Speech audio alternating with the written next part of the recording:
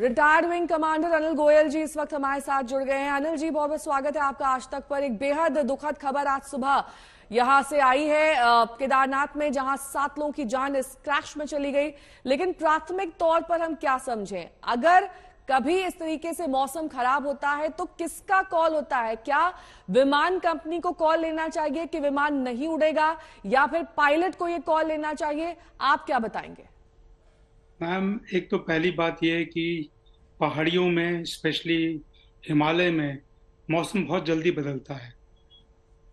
और अभी मानसून जो कि रिट्रीट कर रहा है, तो उस समय मानसून एक्टिविटी हिमालयाज में काफ़ी ज़्यादा होती है। मौसम एकदम बदलता बदलता रहता है। और इस मामले में जबकि मौसम बदलता है तो दोनों की रिस्पॉन्सिबिलिटी होती है मैम। प्राइमरी रिस्पॉन्सिबिलिटी जो ऑपरेटर है, जो कंपनी है, उसकी होती है कि वो सही सूचना सही वक्त पर पायलट्स को दे सके कि आगामी 1 घंटे में 2 घंटे में मौसम कैसा रहेगा। परंतु जब हेलीकॉप्टर एयरबॉर्न हो जाता है तो उस समय अगर पायलट को कोई खराब मौसम आगे दिखता है तो उससे कैसे बचना है, ये सारी जिम्मेदारी पायलट की होती है। उसको उसी प्रकार से ट्रेन किया जाता है कि वो कैसे अपने आप को और अपने सभी ट्रैवलर्स को सुरक्षित रूप से या तो डेस्टिनेशन में पहुंचा दे, या फिर किसी ऑल्टरनेट एयरफील्ड या वो जहां से वो डिपार्ट हुआ था वापस वहीं पर चला जाए। ये डिसीजन पायलट लेता है, क्योंकि उस समय वक्त कम होता है, तो ये सारा डिसीजन पायलट के ऊपर आता है। जो आप तस्वीरें देख रहे हैं अनिल जी, जो क्रैश साइट की भी तस्वीर आ रही है, जाहिर तौर पर लैंडिंग समय पर नहीं हो पाने से या फिर किसी एयर पॉकेट में फंस जाने की वजह से, क्या समझ पा रहे हैं आप? अगर घने बादल होते हैं उस वक्त, अगर आप ये विमान उड़ाते हैं और ये घने बादलों की एयर पॉकेट में फंस जाता है, तब पायलट को क्या करना चाहिए? लास्ट मिनट डिसीजन उसका क्या होना चाहिए? सेफ लैंडिंग या फिर वापस उस जगह पर लौटना जहां से उड़ान भरी गई थी? देखिए, जैसा कि ये मुझे विदित हुआ है कि जहाँ पे जो क्रैश साइट है केवल 2 किलोमीटर दूर है, जहाँ से पायलट एयरबॉर्न हेलीकॉप्टर एयरबॉर्न हुआ था। तो जहाँ से मैं एयरबॉर्न, जैसे मैं भी एक पायलट हूँ, तो जहाँ से मैं एयरबॉर्न हुआ था मुझे वहाँ की मौसम की जानकारी एक पुख्ता रूप में मेरे पास उपलब्ध होती है। तो डिस्टेंस भी कम है, वक्त भी कम निकला है, तो मैं एक से आसा मतलब जनरल तौर पे ही मैं अनुमान लगा सकता हूँ कि जहाँ से मैं उड़ा था वहाँ का मौसम अच्छा होगा, मैं वापस वहाँ पर जा सकता हूँ।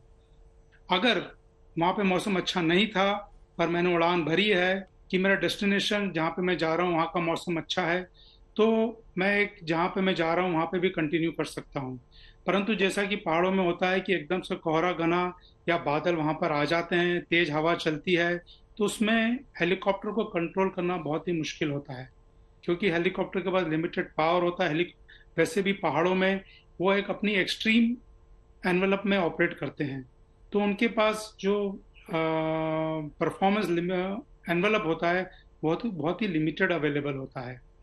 तो इसी कारण से ऐसी दुर्घटनाएं होती रहती हैं।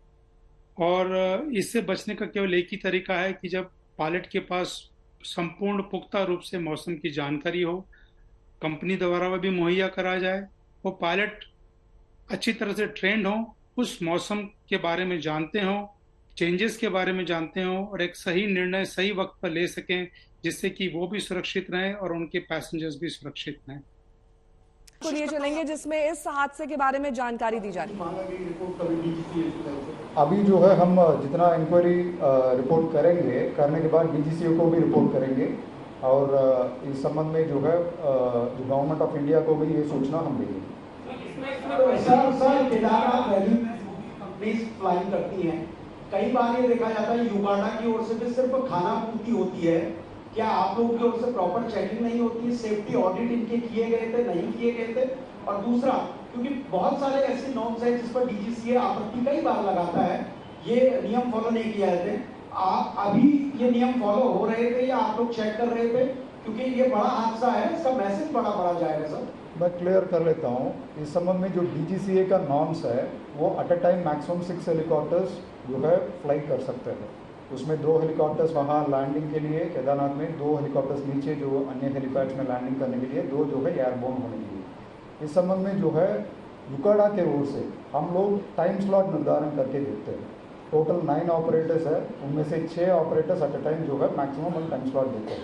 उस टाइम स्लॉट में जो है वो केवल वही 6 ऑपरेटर्स उड़ सकते हैं, कोई और ऑपरेटर्स उड़ नहीं सकते। यही जो है मानक है, ये नॉर्म्स है। इसमें सेफ्टी ऑडिट से लेकर के कई सारा जो सेफ्टी एस्पेक्ट्स है, ये पूरा DGCA जो है इंस्पेक्शन करता है।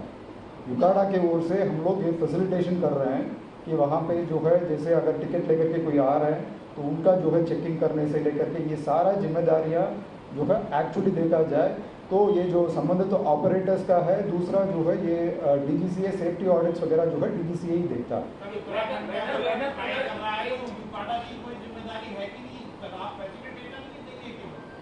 इसमें वही मैं कह रहा हूँ कि ये सेफ्टी वाला एस्पेक्ट है या जो मानक है ये DGCA निर्धारण करता है। यूकाडा जो है सिविल एविएशन एक अथॉरिटी है यहाँ पे जो एंटायर ऑपरेशंस का जो है मैनेज करना, फैसिलिटेट करने का है। जो सेफ्टी वाला एस्पेक्ट है ये DGCA देखता है।